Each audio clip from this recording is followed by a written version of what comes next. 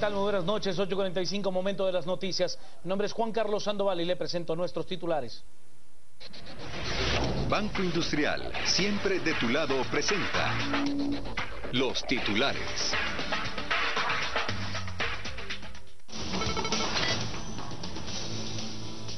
Vicepresidenta de la República, Roxana Baldetti, es capturada por su presunta participación en la estructura de defraudación aduanera conocida como La Línea. CICIG y el Ministerio Público solicitan nuevo antejuicio en contra del presidente Otto Pérez Molina por considerar que era el máximo dirigente de La Línea. Según la CICIG, el presidente Pérez Molina y el personaje conocido como alias Seco habrían intentado engañar a la CICIG con la contratación fallida de una empresa para cobrar impuestos. Presidente Pérez Molina asegura que no ha sido notificado oficialmente de los señalamientos en su contra.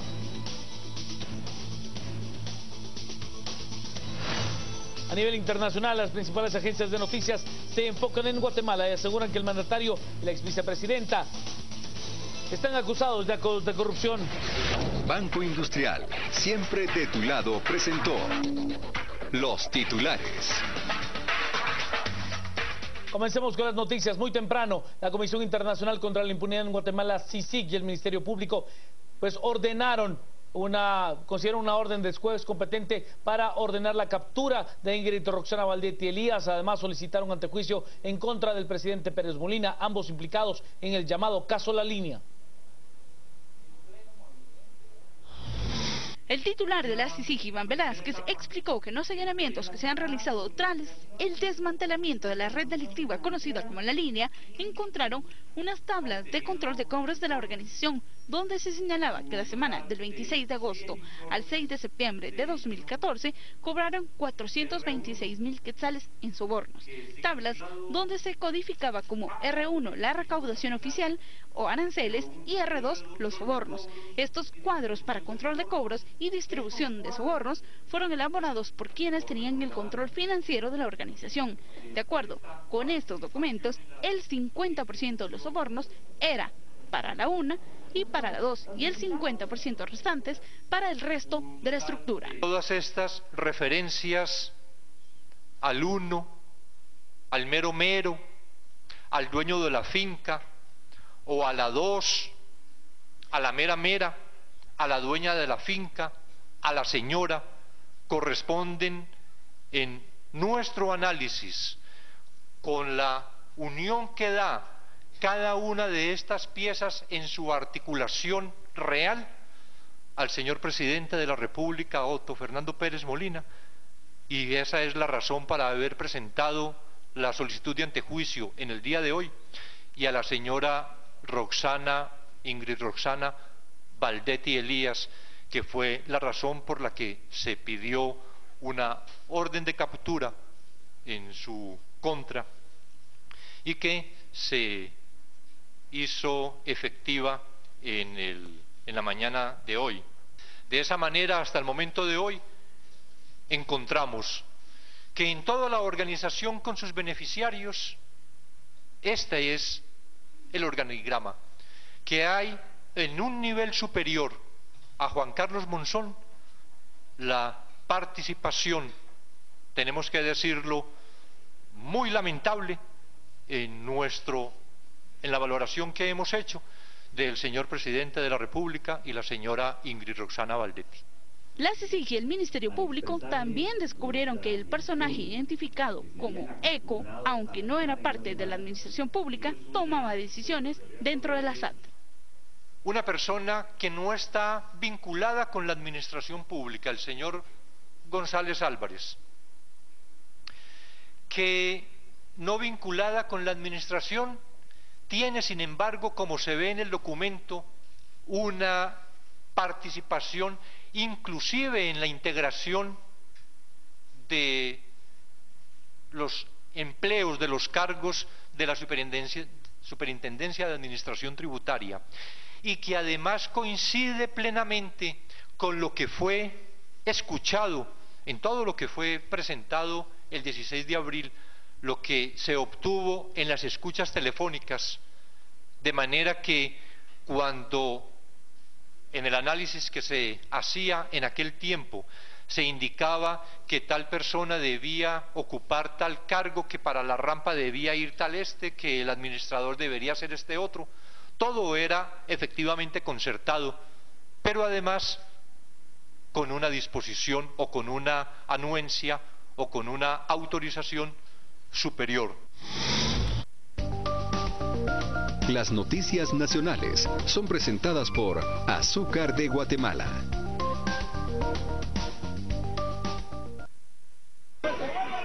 Y estos son los momentos en el que la caravana que transportaba a Ingrid Roxana Valdetti Elías llegaba allá al cuartel de Matamoros. Esta camioneta Toyota Land Cruiser de color negro era la que transportaba a Ingrid Roxana Valdetti Elías. Vemos a esta gran cantidad de personas que se hizo presente al cuartel de Matamoros y que levantaba los carteles donde expresaba diferentes mensajes. Los compañeros de la prensa tuvieron que hacerse algún espacio entre la valla de agentes antimotines, y aquí vemos pues cómo los compañeros utilizaban sus cámaras fotográficas, sus flashes y la luz para poder captar esta imagen de cómo con una toalla, con un manto blanco, pues se tapaba la cabeza. Ingrid Roxana Valdetti Elías se tapaba el rostro para no ser identificada al momento de llegar al cuartel de Matamoros, lugar donde está recluida justamente en el pabellón de mujeres oficiales que ha sido habilitado para que ella pueda estar allí. Recordemos que tendrá que brindar una audiencia de primera declaración. Ella fue capturada en el Hospital Centro Médico en la zona 10, lugar en el que estuvo durante varios días con algunas afecciones principalmente intestinales. Vamos ahora a más noticias relacionadas a lo ocurrido el día de hoy, y es que la fiscal general del Ministerio Público, Telma Esperanza Aldana, dio pues un relato, una especificación de cuáles son los delitos que se le imputan tanto a Roxana Valdetti como a Otto Fernando Pérez Molina. La fiscal general y jefa del Ministerio Público, Telma Aldana, junto al comisionado de la CICIG, Iván Velázquez, dio a conocer que este día era justamente el momento legal y apropiado para presentar la orden de aprehensión contra la ex vicepresidenta Roxana Valdetti, vinculada al caso de defraudación aduanera denominada La Línea. Era justamente el día de hoy el momento legal apropiado para ejecutar la orden de aprehensión contra la señora Roxana Valdetti, y era hoy el día legalmente procedente para solicitar antejuicio contra el señor presidente de la República. Nosotros no podemos tomar en cuenta otros tiempos, ni los políticos, sino únicamente el tiempo legal. Tenemos más documentos y obviamente cuando esperamos se declare que da lugar a formación de causa contra el señor presidente, entonces podremos investigar en sus cuentas bancarias. En el caso de la señora Roxana Valdetti Elías ya estamos en ese proceso de investigación. Además, la fiscal general confirmó que ya presentaron la solicitud de antejuicio en contra del presidente Otto Pérez Molina por contar con suficientes indicios de su participación en el caso denominado La Línea.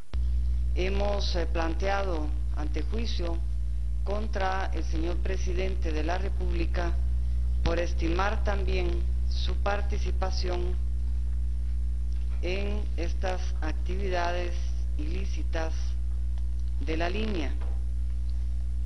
El antejuicio ha sido presentado esta mañana, hace un momento, y en el apartado de conclusión del mismo le indicamos al organismo judicial que la documentación incautada en los allanamientos en conjunto con las interceptaciones telefónicas disponibles llevan a considerar como probable que el señor presidente de la República haya participado en la comisión de las mismas conductas punibles por las que han sido acusadas las personas que integraban la organización criminal denominada La Línea.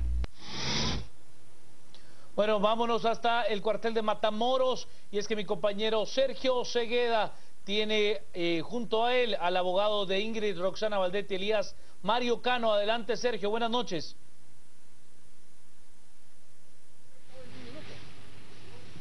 Buenas noches, Juan Carlos. Efectivamente, nosotros continuamos a las afueras de este cuartel de Matamoros, donde a las 6:30 de la tarde pues fue trasladada la ex vicepresidenta Roxana Valdetti, pero tenemos con nosotros a su abogado, al abogado Mario Cano, pues para respondernos un poco inquietantes. Licenciado, muy buenas noches. Si nos pudiera pues comentar a partir de ahora qué va a suceder, van a interponer todavía ustedes acciones, se espera la primera declaración para el lunes. Pues sí, en efecto, lo que nosotros esperamos es la audiencia del día lunes. A las 8 de la mañana está programada la audiencia en el juzgado primero de mayor riesgo Grupo B, y pues esperamos nosotros que pueda brindar su primera declaración y escuchar todos aquellos actos que el Ministerio Público cree o que ellos tienen presentes para que se convierta en una conducta antijurídica. ¿Qué delitos son los que le indilgan a ella? ¿Ella podría abstenerse de declarar? ¿Hay algún consejo para que no declare? ¿O ella podría rendir una declaración ante el juez?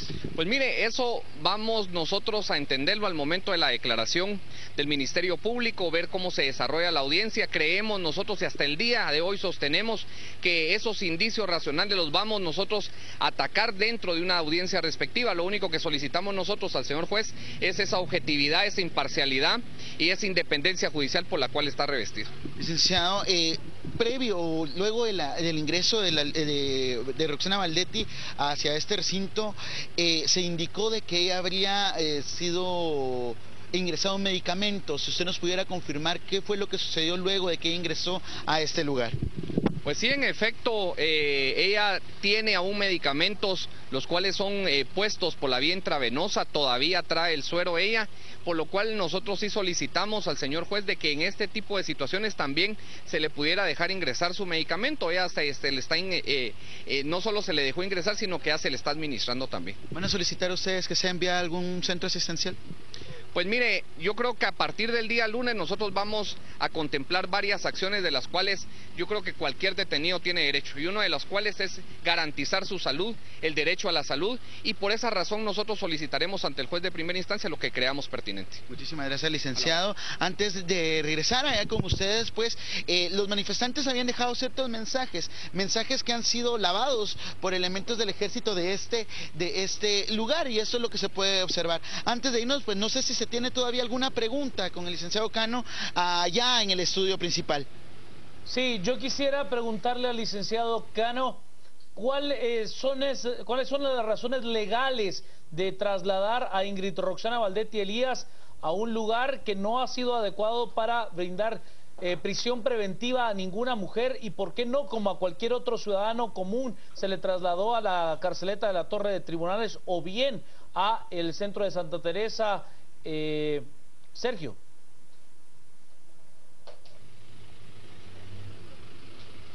Ok, bueno, licenciado, nos consultan en el estudio, ¿por qué ustedes decidieron solicitar, trasladar, o cuál es ese fundamento legal para trasladar a Roxana Valdetti hacia el cuartel de Matamoros cuando no está adecuado para que una mujer ingrese en este lugar y no fue dejada en la carceleta de tribunales o bien enviada, en este caso a Santa Teresita, que está adecuado pues para mujeres?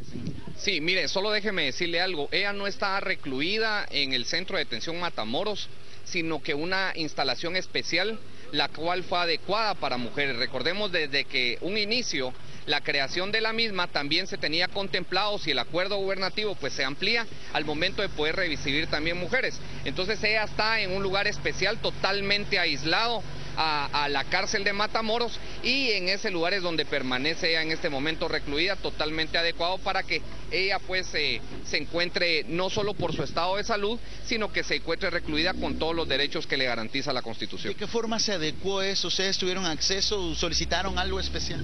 Pues mire, desde muy temprano el señor juez, en primer lugar, a instancias de que el derecho particular del goce de la salud que tiene contemplado, se solicitó al Ministerio de Gobernación que se habilitara un espacio el cual, de conformidad con la ley, pues guarda todas las características de una prisión, y entonces ella se encuentra recluida en ese lugar, no en una cárcel que pueda tener algún tipo de relación con hombres como lo es Matamoros.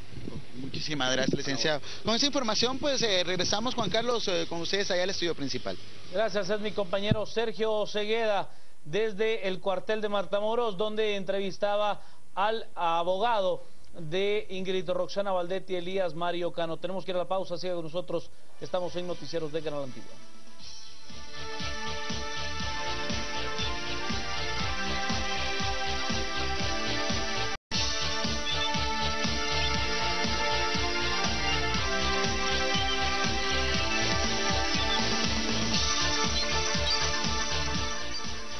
Quedamos con las noticias. He de contarle que hoy el sector empresarial organizado ha pedido en pleno la renuncia del presidente de la República, Otto Fernando Pérez Molina, luego de que se solicitara por parte de CICIG y Ministerio Público un proceso de antejuicio en su contra, considerando que el mero, el dueño de la finca, es Otto Pérez Molina. Nuevamente insisto, este ha sido un proceso donde hemos hecho paso a paso graves señalamientos al gobierno de la República de Guatemala.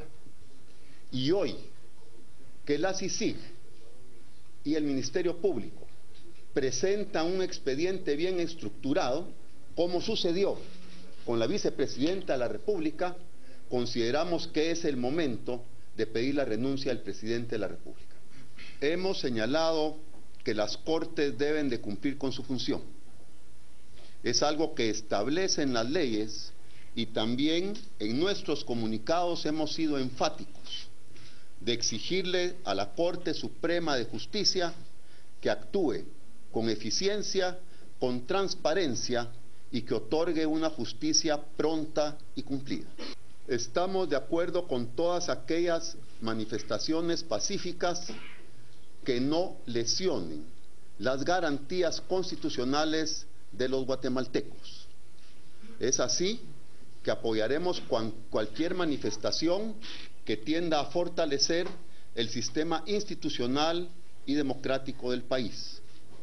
En su oportunidad, CACIF señaló que no estamos de acuerdo en suspender las elecciones generales del día 6 de septiembre. Vamos hasta la Plaza de la Constitución. Miles de personas han llegado allí ante lo sucedido hoy con la captura de Roxana Valdetti y también el proceso de antejuicio iniciado en contra del presidente Pérez Molina. Adelante, Michelle, buenas noches.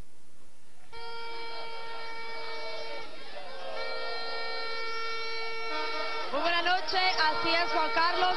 Aquí en la Plaza de la Constitución continúan algunos manifestantes quienes están pidiendo lo que ya desde hace 4 meses el pueblo guatemalteco ha solicitado con el destape de varias estructuras, entre ellas el caso de la línea que nos trae justamente a este mismo escenario, la renuncia del presidente Otto Pérez Molina.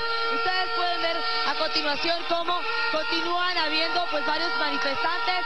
Esto es parte de las consignas que ellos están solicitando, así es que en relación a al 1 y a la 2, pues ustedes pueden ver cómo el pueblo de Guatemala es incansable. Inclusive tenemos conocimiento, Juan Carlos, que más allá de la Plaza de la Constitución, en los distintos parques de los departamentos de Guatemala también se está realizando una manifestación. Pueden ver algunos padres de familia con niños en brazos. En fin, aquí continúa habiendo bastante actividad y esto no es todo, porque para mañana también se prevé que haya más actividad, Juan Carlos. Entonces, este sería ya la última parte en la que nosotros, como reporteros, tanto César Chonay, así como su servidora Michelle Mendoza, les trasladamos a ustedes todo lo que ha sucedido a lo largo de esta jornada del 21 de agosto. Asesino por caimín y por ladrón es una de las consignas. Guatemala será, por favor, no me comparten con los diputados, no me comparen con los diputados, yo no soy tan rata, es parte de las consignas que se vive desde acá, de la Plaza de la Constitución. Yo regreso contigo a estudios, Juan Carlos, porque es momento que los expertos, los mejores columnistas de nuestro país, hagan el análisis sobre este día tan importante, tan histórico para nuestra Guatemala, Juan Carlos. Regreso con ustedes a estudios con estas imágenes, porque el pueblo habla por sí solo. Buenas noches.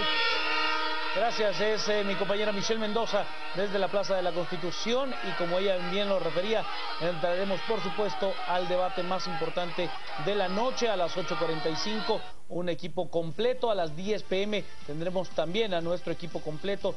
7 analistas esta noche en nuestros estudios. Usted no se lo puede perder para poder analizar todo el contexto de lo sucedido en la jornada de hoy. Momento de la pausa. Nosotros estamos a las 8:45 en Noticieros de Canal Antiguo.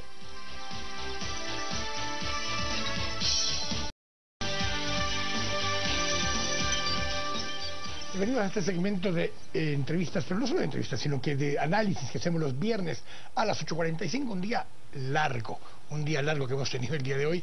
Muchos hemos estado aquí casi todo el día y en este espacio, pues hoy estamos Carmen Ortiz. Nos acompaña ya nuestro invitado, el jefe de la Fiscalía Especial contra la Impunidad, Juan Francisco Sandoval. Gracias por estar acá. Buenas noches. Paula Hurtado y Cristian Castillo. Buenas noches. Y vamos a empezar esta entrevista con Paula Hurtado. En este viernes de CICIG comenzamos con la entrevista al fiscal. En esta jornada, ustedes expusieron como Ministerio Público los indicios para pedir la captura de Roxana Valdetti y el antejuicio a Otto Pérez Molina.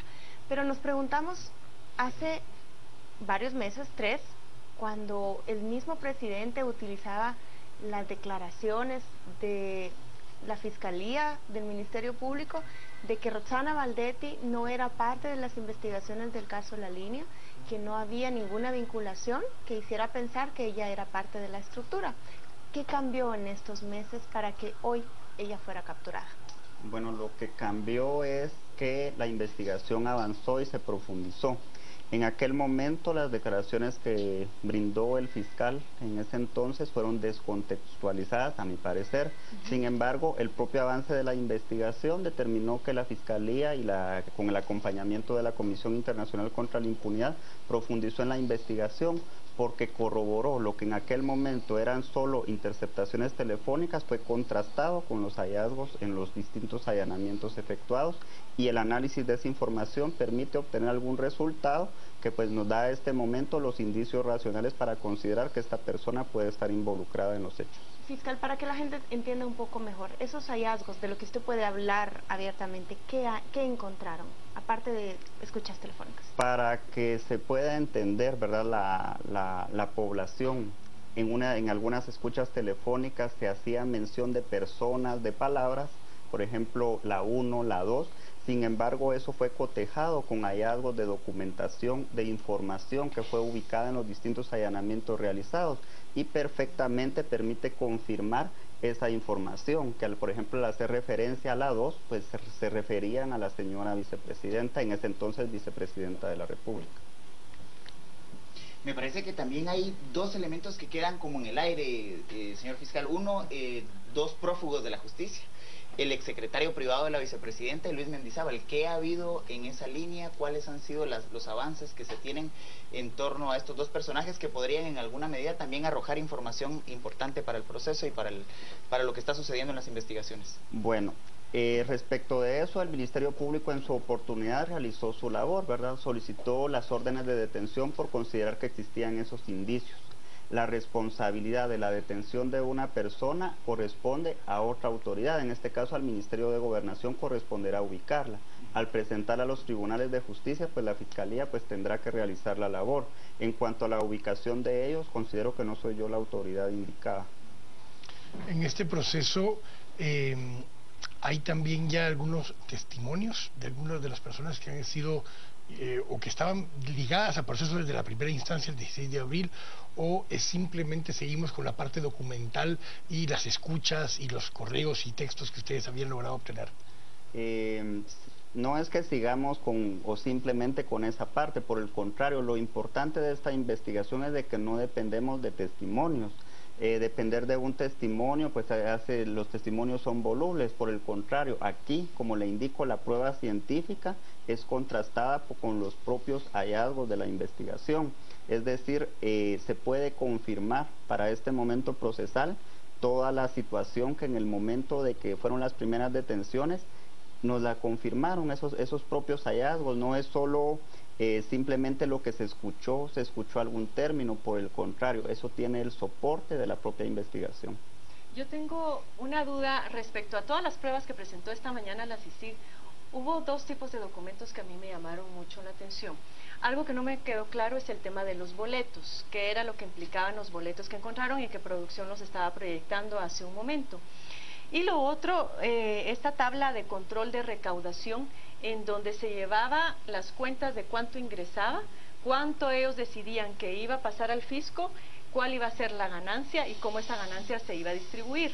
Alguien que estaba conmigo en la mañana durante la conferencia de prensa me decía Pero ¿cómo es posible que alguien que sea una red criminal lleve ese tipo de controles? Hasta donde yo entiendo, las redes criminales suelen ser transparentes en su seno, pero usted nos corregirá.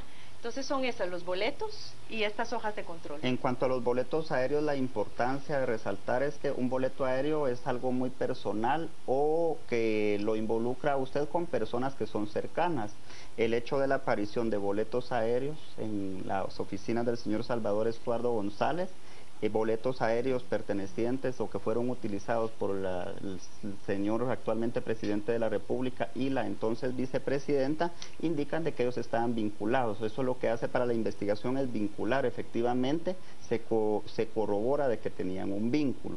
Respecto de la otra situación, que tenían un vínculo de negocios. De negocios, que tenían algún vínculo, porque es muy extraño que una persona a quien usted no conoce tenga algún objeto que sea de alguna forma algo tan personal, ¿verdad? Ahora, los boletos y ese vínculo de negocios eran boletos a Puerto Vallarta. ¿Esos negocios los tendrían en Puerto Vallarta? Eso la investigación lo tendrá que determinar. Para este momento lo importante para nosotros es que si estamos investigando una organización criminal, tenemos que decir no solo existe un número de personas, sino decir están vinculados. Y respecto de la otra pregunta de los controles que existían, por eso se llaman grupos criminales organizados. Entonces están tan organizados, lógicamente no están inscritos en algún registro público. Sin embargo, de las propias ganancias que obtienen de la actividad ilícita, estas personas lo que se ha podido determinar es de que llegaban un riguroso control de distribución de ganancias. La captura de Roxana Valdetti se da 21 de agosto, pero la orden de aprehensión tiene fecha 19. Sí. Y el día 20 el Ministerio Público allana la casa de ella en Los Eucaliptos. ¿Se puede asumir que llegaron a buscarla y no la encontraron, o fue una diligencia previa a prenderla a ella en el hospital? Fue una diligencia más como parte de las tareas de investigación de la Fiscalía. Lo que nosotros sí teníamos confirmado es que ella no se encontraba en ese lugar. Y al momento en que nosotros tuvimos información del lugar en el que se encontraba, lógicamente se procedió a hacer efectiva una orden emitida por juez, y efectivamente la orden tiene fecha 19 de agosto del presente año. ¿Y por qué suponen ustedes que ella se internó desde el viernes? O la pregunta mejor sería, ¿puede pensarse que ella tuvo información de que iban a capturarla esta semana y se internó desde el viernes pasado? A mi parecer no pudo haber tenido esa información porque la orden fue solicitada, como repito, el 19 de agosto. Y las personas que trabajan en la Fiscalía, en la Comisión, son personas muy profesionales. Probablemente ella pues de algún trastorno de salud tenía, ¿verdad?, que tendrá que ser confirmado desde ese punto de vista. Sin embargo, lo que le he de indicar es de que la orden de detención se emitió este miércoles y ella tuvo conocimiento hasta hoy viernes.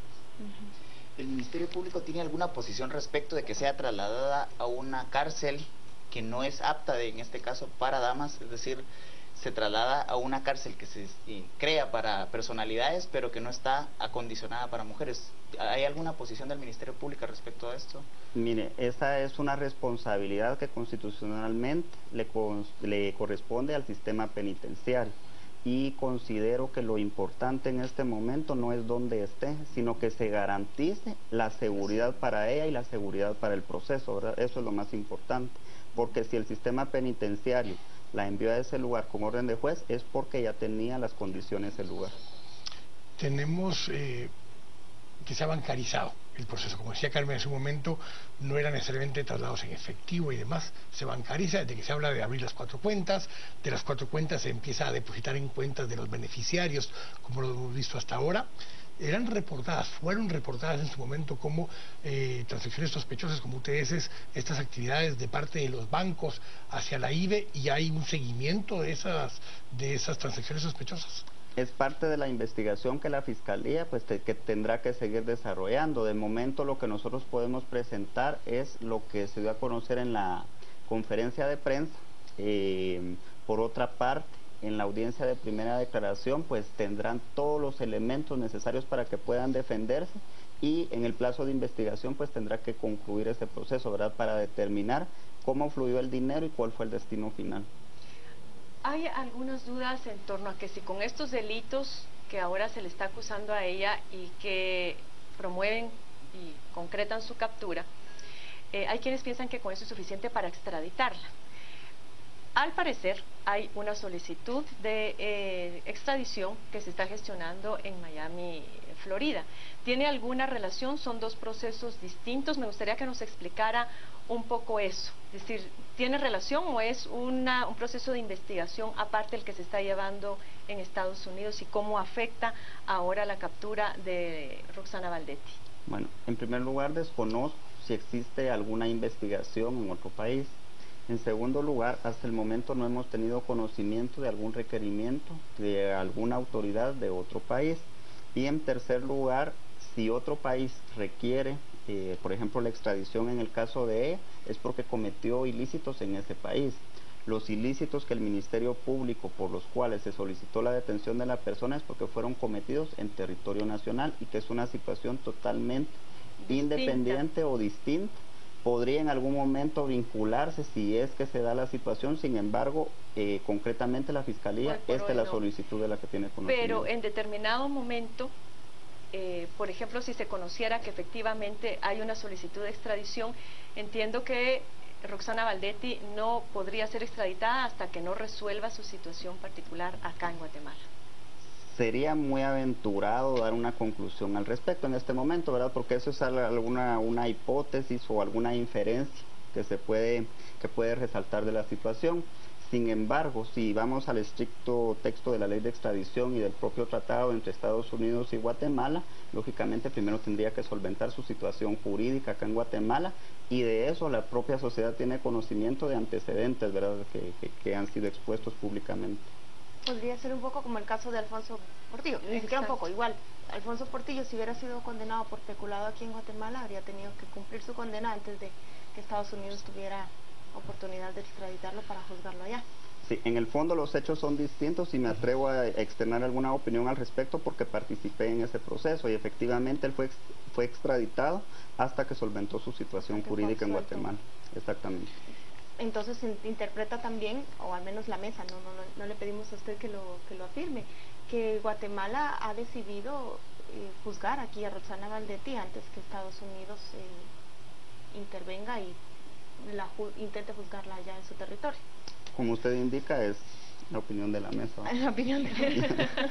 Licenciado, ¿las escuchas telefónicas son de qué periodos y cómo podría entenderse, digamos, el seguimiento a inclusive llamadas del señor presidente? Las llamadas telefónicas que vinculan directamente a este proceso abarcan el periodo de mayo del 2014 a el mes de abril del presente año. Respecto de escuchas que vinculen al presidente, lo que le tiene que quedar claro a la población es de que la Fiscalía Especial contra la Impunidad nunca ha solicitado interceptación de comunicaciones de personas de quienes la ley nos vede esa situación, nos vede esa autoridad. Sin embargo, si de alguna otra línea telefónica de la que sí estemos autorizados existe alguna comunicación, eso sí no lo podemos vetar, es lo que surge de la propia investigación. Parte de las preguntas también que surgen es estos delitos de los cuales están imputados ambos en este momento, es de acuerdo a la información que hay disponible en este momento. Como sucedió con quienes están imputados ya en el caso de la línea, se pueden ampliar o modificar los delitos en su momento. Por ejemplo, dentro de la información que ustedes tienen, dependiendo de lo que hablábamos antes de la bancarización, podría haber delito de lavado de dinero, por ejemplo, en un momento dado, o podría haber de enriquecimiento ilícito, si ese es el caso. Son delitos que en todo caso podrían ampliarse en su momento. Sí, efectivamente el Código Procesal Penal permite esa situación. Adelantémonos a lo que podría ocurrir en dado caso el juzgador decida emitir un auto de procesamiento. Ese puede ser modificado hasta antes que el Ministerio Público presente el escrito de conclusión de investigación que corresponde. Había muchas críticas el día de ayer en redes sociales cuando se supo del allanamiento a la casa de Roxana Valdetti, que decía que qué cabeza podía ocurrir que se hiciera un allanamiento tan tardío que lógicamente no se iba a encontrar evidencia, cuando en realidad se estaba detrás de la captura. El comisionado Iván Velázquez hoy dio prácticamente una cátedra durante la presentación que hizo sobre estas evidencias y él mencionaba justamente en que uno no puede trabajar sobre la base únicamente de sospechas o de suposiciones. Y recordó el caso de la R, cuando la gente decía, es que es tan obvio, ¿cómo es posible que sigan investigando si la R es Roxana Valdetti? Y efectivamente en ese sentido sí, el excontralor de la SAT dijo la verdad en esa oportunidad cuando dijo, no señores, es que la R es la recaudación, no es Roxana Baldetti. Tenemos que enseñarle a la gente, educarla en términos de que los procesos judiciales llevan su tiempo, y el otro tema fueron las sospechas de que por qué en este momento, nuevamente, y el proceso judicial, entiendo, no está viendo momentos políticos. Exactamente, este era el momento procesal en el que el Ministerio Público consideraba o consideramos en este momento que tenemos los indicios racionales suficientes, ¿verdad? Que es el momento procesal. Y como usted dice, es una cátedra la que se dio hoy, porque todo el mundo confirmaba de que la R era esta persona. Sin embargo, la propia investigación ha determinado términos. Por ejemplo, R1 se refería a la recaudación legal, R2, por ejemplo, se refería a la ganancia ilícita. La R1 y la R2. ¿Cómo entender cuál es la participación hasta este momento que tiene documentada el Ministerio Público de Roxana Baldetti y Otto Pérez Molina en la estructura de la línea? ¿Qué es lo que ellos hicieron o dejaron de hacer para que el Ministerio Público les esté señalando de asociación ilícita, cohecho pasivo y estafa? En cuanto a la asociación ilícita, pues, en primer lugar, todos los delitos los tendrá que explicar el fiscal al momento de realizar la imputación. La asociación ilícita se refería a que algunas personas se integran a un grupo de personas cuyo propósito es cometer delitos, para resumirlo. En segundo lugar, el otro delito es cohecho pasivo. Implica de que un funcionario público recibe una dádiva a cambio de que una persona, un funcionario público, realice alguna actividad en su favor. El otro delito no es estafa, sino es casos especiales de defraudación aduanera. Entonces eso se refiere a la realización de una serie de actividades para falsear los datos en cuanto a calidad, cantidad de producto que ingresa al país, todo con el ánimo de defraudar los tributos o no cumplir con el pago de tributos aplicables al régimen aduanero. Entonces, en esta estructura que, como se explicó hoy en la conferencia de prensa, era una estructura compleja y flexible. Compleja en el sentido de que para operar en el sistema de aduanas pues se necesita tanto de gente interna, en este caso se involucró gente externa, y lo que se hacía era darle matiz de licitud a los ingresos al país, a los ingresos por las aduanas, y el propósito era al final de cuentas cobrarles una suma menor en cuanto al pago de tributos aduaneros, y otra parte era para obtener la ganancia a ellos. Por eso inclusive existe un control estricto, porque ellos tenían la posibilidad de reflejar ante la propia población un incremento o que decrecía el ingreso de tributos aplicables al régimen aduanero, y muy probablemente para no despertar sospecha de esa actividad. Tenemos que ir ahora a las redes sociales. Vamos a hacer una consulta con Ana Lucía Mazariegos a ver qué nos dicen en las redes, algunos comentarios o preguntas para volver acá a la mesa y hacérselas al fiscal.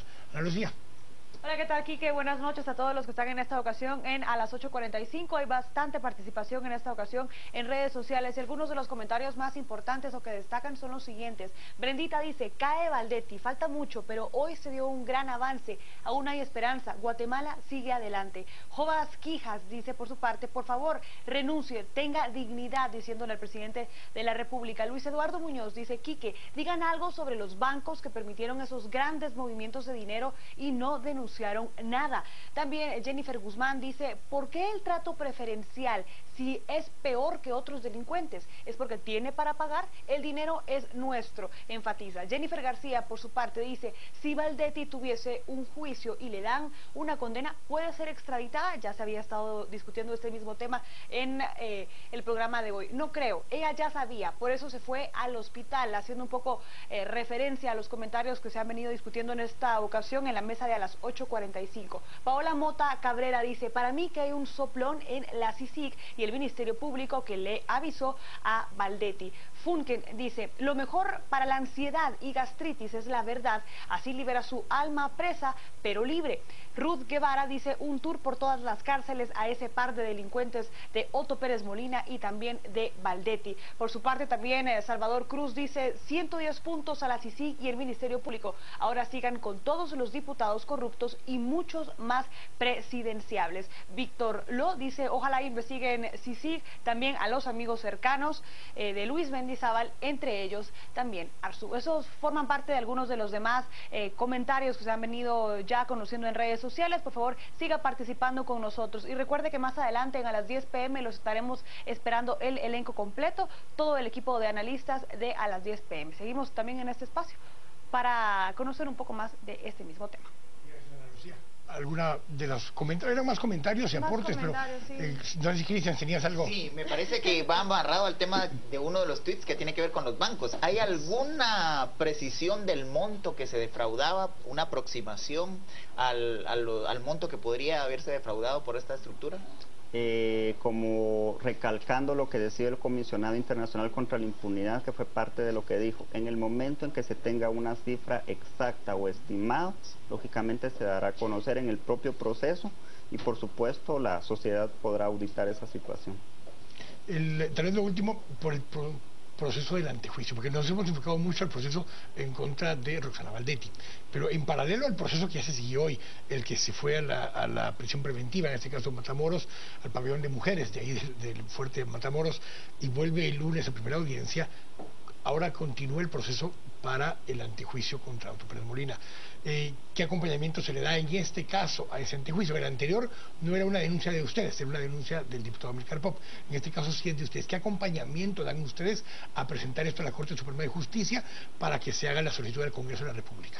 La labor del Ministerio Público culmina con haber presentado la solicitud ante el órgano correspondiente. Ahora tendrán que operar los otros órganos del Estado y el Ministerio Público tendrá que actuar en cuanto tenga una resolución que habilite su participación. Es decir, en este momento acompañamiento no se podría dar, sino que cada funcionario público en el órgano administrativo que se encuentre debe ser celoso, guardián de cumplir con sus funciones. Lo replanteo un poco así. ¿Qué acompaña la solicitud per se? O sea, ¿qué documento de soporte acompaña la solicitud per se para que pueda ser conocido por el Congreso y la Comisión Pesquisidora? La información preliminar que vincula al señor. Si existen escuchas telefónicas que lo vinculan, eso fue acompañado. Si en los distintos allanamientos se encontró documentación que lo vincula, fue acompañado, porque la investigación preliminar del antejuicio debe ser la que soporta de que los hechos por los cuales se planteó no se trata de un motivo político que es por razones espurias o ilegítimas, sino que se refiere a hechos que tienen matices de ilicitud. Y el presidente fue notificado porque él decía todavía hasta esta tarde que todavía no conocía esa solicitud. No ha sido notificado porque aún faltaba el paso previo que la autoridad ante quien se presentó se tuviera que inhibir. Formalmente tengo entendido que no ha sido notificado. No obstante ello, fue presentada una copia por parte de la Fiscalía en la Casa Presidencial para que él tuviera conocimiento, ¿verdad? La Fiscalía no es condenada, sino que ahí están las situaciones por las que se planteó esa solicitud. Le preguntaron en la conferencia a la Fiscal General si el señor Mariano Paz, el esposo de Roxana Valdetti, era parte de la investigación, y dijo que sí, que el caso, la investigación de él la está viendo la Fiscalía de lavado y extinción de dominio. Yo quisiera que usted nos explique concretamente qué es lo que se está investigando de él, en participación en qué parte de la estructura, y si los hijos de ellos, los hijos de la pareja, tienen también alguna investigación abierta. Como indicó la señora fiscal, esto está siendo conocido en otra fiscalía, y las investigaciones de lavado de dinero u otros activos, toda la etapa preparatoria es reservada. Entonces, en primer lugar, ni conozco cuál es el fondo de esa investigación, y aunque lo conociera, yo no lo pudiera exponer públicamente. ¿Y los hijos? ¿Tiene usted conocimiento? De la misma situación, ¿verdad?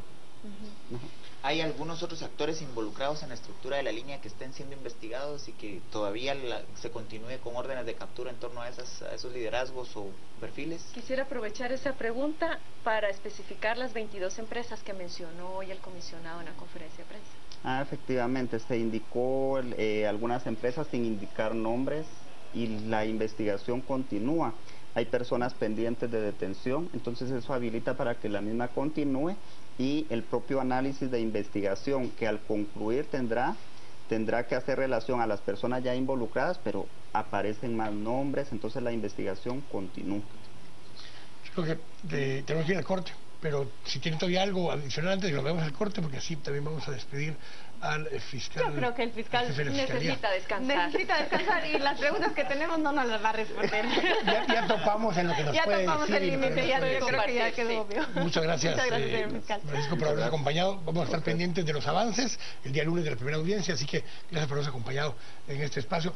Vamos a ir al corte. Al volver, hacemos un análisis nosotros de lo que ya está acá. Especulamos un poco acerca de lo que no nos pudo decir el jefe de la Fiscalía Especial contra la Impunidad. Vamos a conversar acerca de estos temas en un momento. Estamos acá en las 8:45. Ahora volvemos.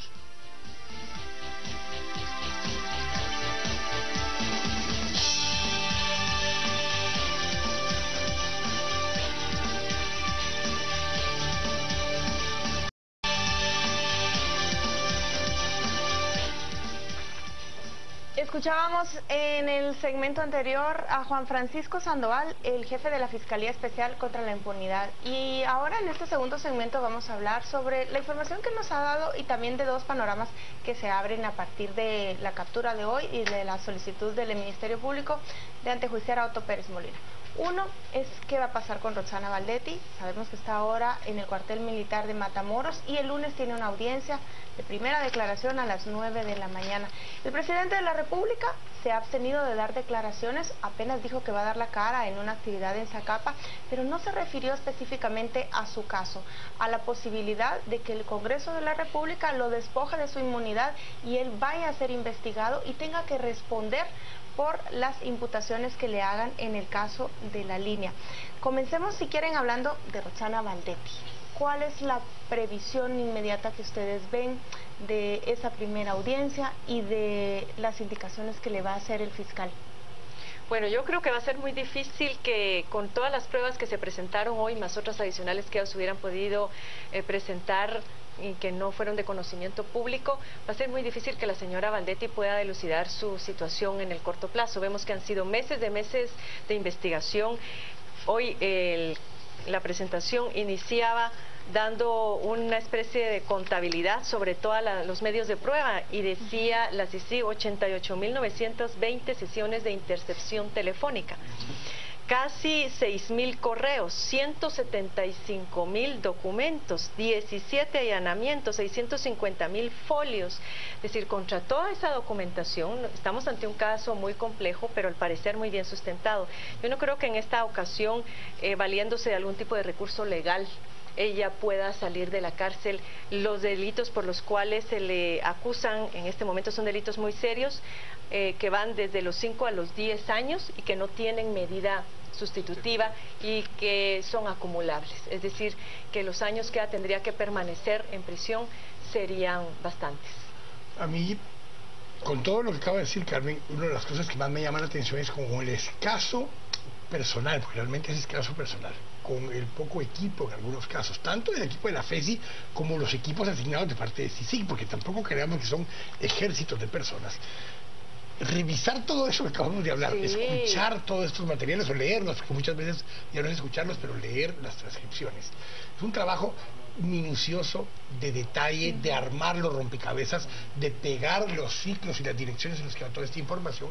Es un trabajo de verdad genial, fenomenal, que ha hecho estos equipos, tanto los equipos de CICIG como los equipos de FESI, para lograr llegar a armar esto documentalmente, porque han reiterado algo muchísimas veces.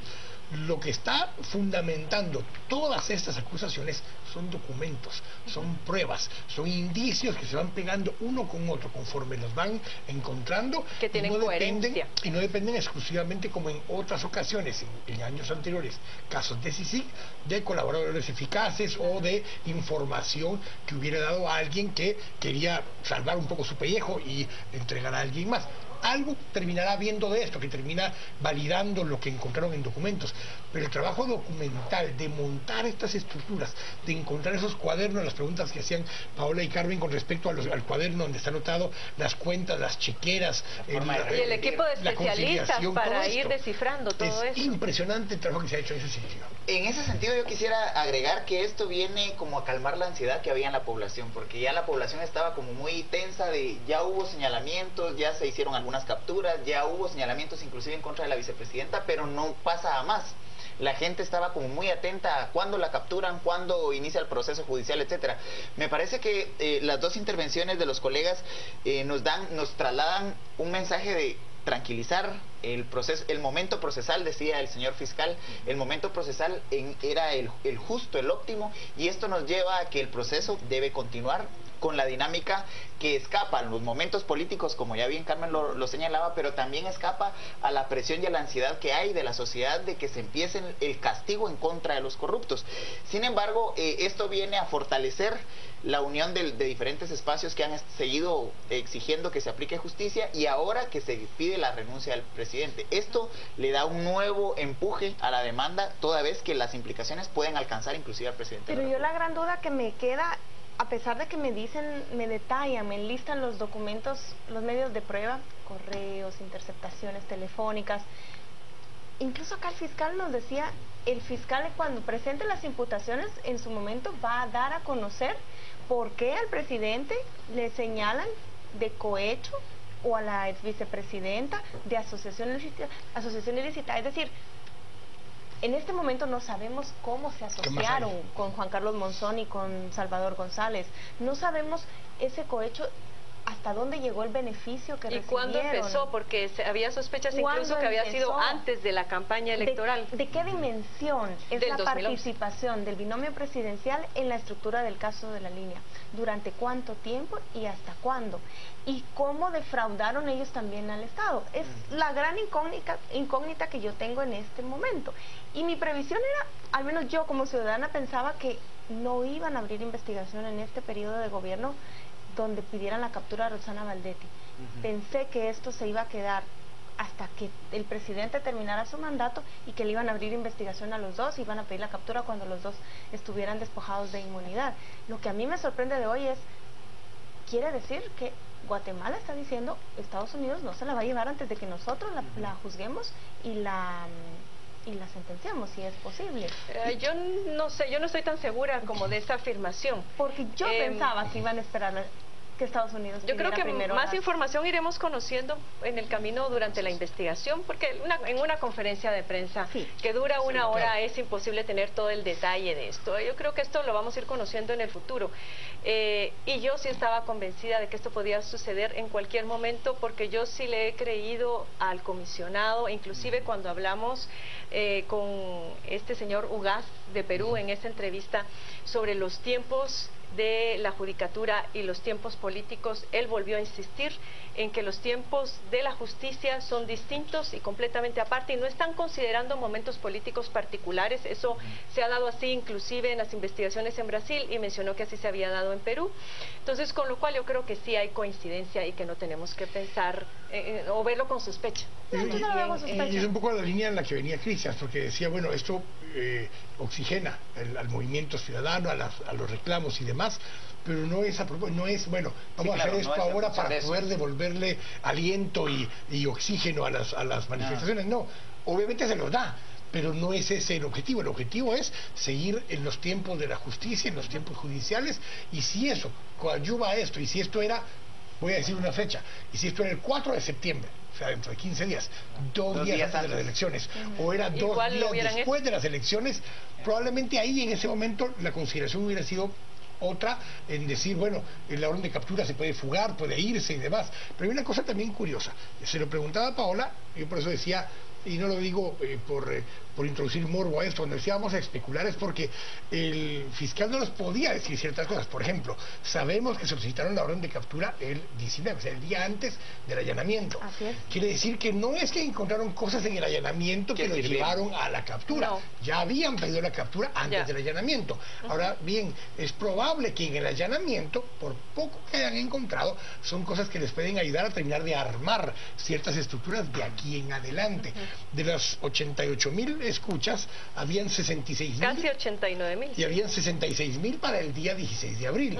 Las otras 22,000 son posteriores al 16 de abril. Y hay muchísimos documentos que fueron producto del allanamiento a las oficinas de Luis Mendizábal y a otras oficinas donde recabaron información. Entonces, cada vez que hacen un acto, encuentran nueva información. Y esa nueva información les va llevando a nuevos espacios. Que ahí queda la duda del enriquecimiento ilícito que le preguntábamos, o queda la duda del lavado de dinero, o de la participación participación de funcionarios o empleados bancarios dentro de la estructura que hayan permitido esto, como el caso de Chico Dólar.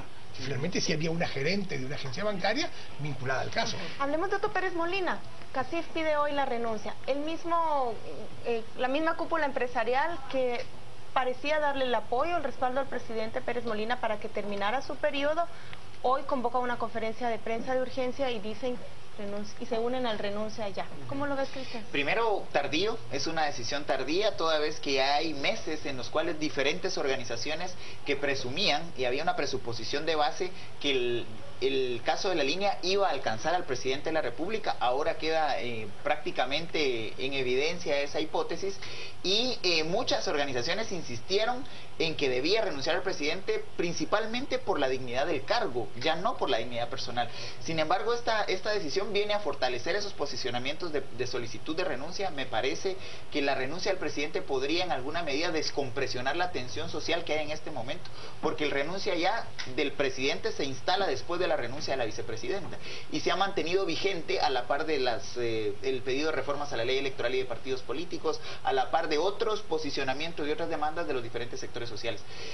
Me parece que es el momento oportuno para que el presidente tome una decisión correcta, apegada a la justicia, a enfrentar la justicia, porque de mantenerse en el cargo, lo que va a generar es que el antejuicio pedido por el Ministerio Público y por la CICIG pase por todo el proceso que puede llevar N tiempo hasta que llegue nuevamente al Congreso. Y si hubiese voluntad política para que en este momento se le retirara el derecho de antejuicio, el tema sería retomar en el Congreso de la República el antejuicio que presentó el diputado Amílcar Pop y evidentemente quitarle el derecho de antejuicio para que continúe la investigación. Porque ¿qué pasa si en esos escenarios que decía Carmen hace un momento, que decía, bueno, entonces se le adelantaron a la Embajada de Estados Unidos para solicitar la extradición de Roxana Valdetti, qué pasa si entonces lo que les queda es que el que saldrá extraditado es Otto Pérez Molina?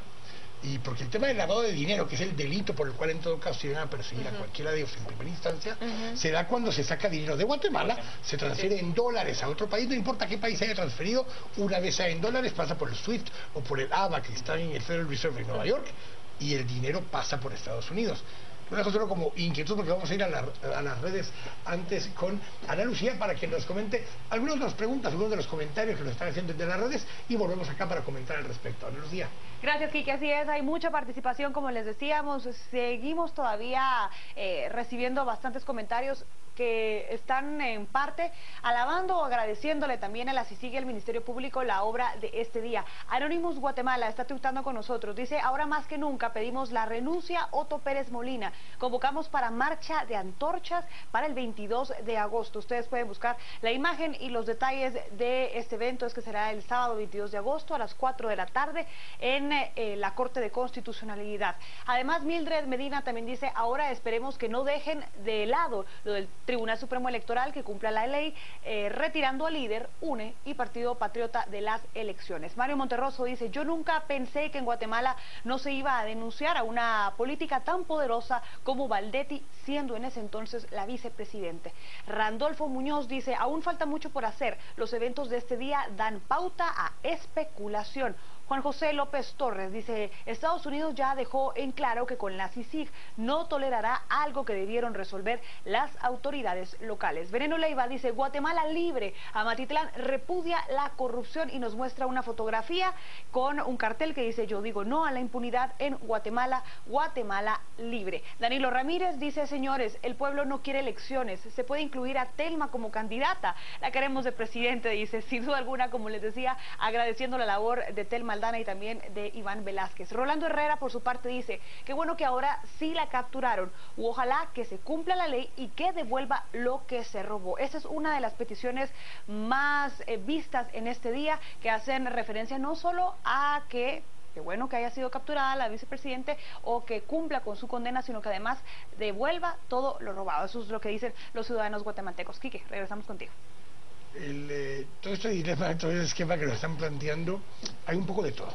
Hay lo que decías tú ya, el que había desesperación, que no había acción en contra del 1 o la 2, pero sin embargo también hay ilusión con lo que puede seguir después de eso. No es que se haya descargado. Cristian decía que se habían tranquilizado tal vez un poco los ánimos, creo que fue la frase que utilizaste, o la ansiedad de la gente. Por un lado sí, Finalmente hay sensación de que la justicia está funcionando y que no bastó con que ella saliera, sino que ahora ya se le está procesando y la señora ya está presa. Ahora sigue lo siguiente, que es que renuncie el presidente. Yo creo que no tiene opción, yo creo que tiene que renunciar, tanto por la presión interna que se va a generar en los próximos días como por la presión internacional. Es una vergüenza que el nombre de Roxana Baldetti se haya convertido en trending topic a nivel mundial. Esta tarde, cuando estábamos acá con Juan Carlos, el presidente no tiene otra opción.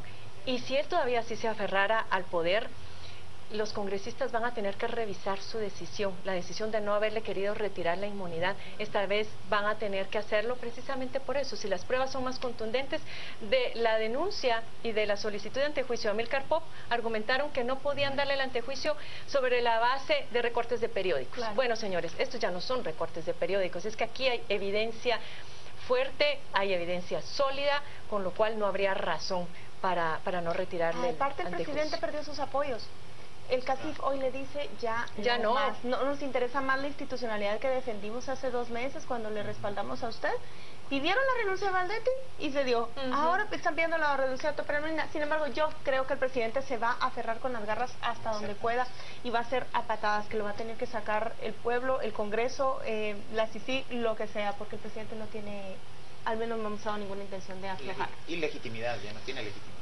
Y quizá como un caibín. Ya no tenemos presidente, como decía la gente hoy en la tarde, ya no tenemos presidente. Bueno, si su nivel de apoyo era de un 9% menos, el margen de error de las encuestas 6% más. Después de esto, señores, nos hubiera tocado hacer la ronda de ganadores y perdedores, pero obviamente aquí se ganó por default y se perdió por default. Claro. Ganan por default los ganadores, Ministerio Público y la CICIG, y pierden por default automáticamente Otto Pérez Molina y Roxana Baldetti. Yo sí creo que hay un gran reto de aquí a futuro, y el futuro inmediato es cómo blindar al Ministerio Público, cómo blindar a los fiscales, cómo blindar a los jueces valientes que han estado atreviéndose a aplicar justicia en contra de políticos. Y obviamente en el cambio de gobierno la fiscal general va a correr un riesgo. Obviamente la CICIG en un cambio de gobierno también tendrá que enfrentar una correlación de fuerzas políticas distintas, y aquí es a la sociedad y a la ciudadanía a la que nos corresponde en alguna medida darle respaldo a este tipo de organizaciones y actores sociales. Gracias por habernos acompañado. Gracias, compañeros, qué gusto. A todo este equipo que está acá. Por lo menos en unos minutos, a las 10 p.m, continuamos con el equipo completo de analistas de las 10 p.m. Lo esperamos en unos minutos para seguir analizando este tema, así que ya volvemos. Gracias por habernos acompañado en este segmento a las 8:45. Y bueno, me dicen que tenemos unos memes. Los memes de la jornada. Tiene ahí los memes de la Ojalá que pongan el que acabo de ver de... Hay varios interesantísimos, pero a ver, nos van a permitir ver los memes de la jornada, que hoy hubo fábrica impresionante de memes. Tormenta de memes. Y con eso nos despedimos, así que les agradecemos que nos hayan acompañado y les dejamos ahora a ustedes los memes de la semana.